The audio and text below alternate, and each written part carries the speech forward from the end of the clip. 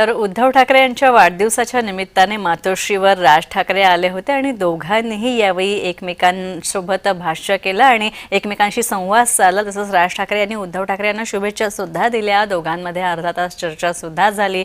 तसंच जिथे बाळासाहेब ठाकरे बसायचे तिथे सुद्धा राज ठाकरे गेले होते आणि तिथे त्यांनी बाळासाहेबांना अभिवादन सुद्धा केलं। हे दोन्ही नेते एकत्र येणार का याबाबत उद्धव ठाकरे गटाचे नेते राजन विचारे यांच्याशी संवाद साधला आमचे प्रतिनिधी मनोज दयाकर यांनी। पाहूयात।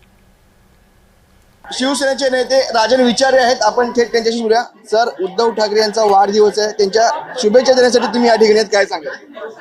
मला वाटतं आमचे आदरणीय पक्षप्रमुख माजी मुख्यमंत्री उद्धव ठाकरे साहेबांचा आज वाढदिवस संपूर्ण महाराष्ट्रातून लोक या ठिकाणी साहेबांचा शुभेच्छा देण्यासाठी आलेले आहेत। राज ठाकरे यांनी मातोश्रीमध्ये येऊन वाढदिवसाच्या शुभेच्छा दिलेल्या आहेत, काय वाटतं? एक पाऊल पुढे आहे? मला असं वाटतं खऱ्या अर्थाने आज आनंदाचा पण दिवस आहे की साहेबांचा वाढदिवस आहे आणि या महाराष्ट्रामध्ये एकच ठाकरे बँड राहणार आहे।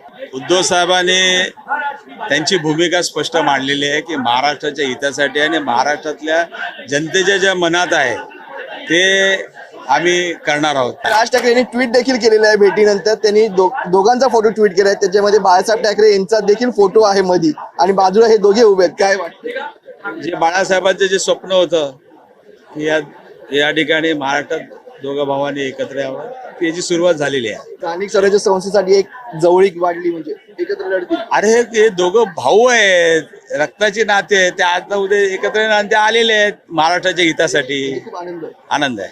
चला, खूप आनंद आहे असं राजन विचारे यांनी म्हटलेलं आहे। आणि आता स्थानिक स्वराज्य संस्थेसाठी हे दोघे भाऊ आहेत, हे रक्ताचं नातं, हे एकत्र येणारच असं राजन विचारे यांनी म्हटलेलं आहे। व्हिडिओ जर्नलिस्ट ललित चौधरीसह मनोज दयाकर, जय महाराष्ट्र, मुंबई।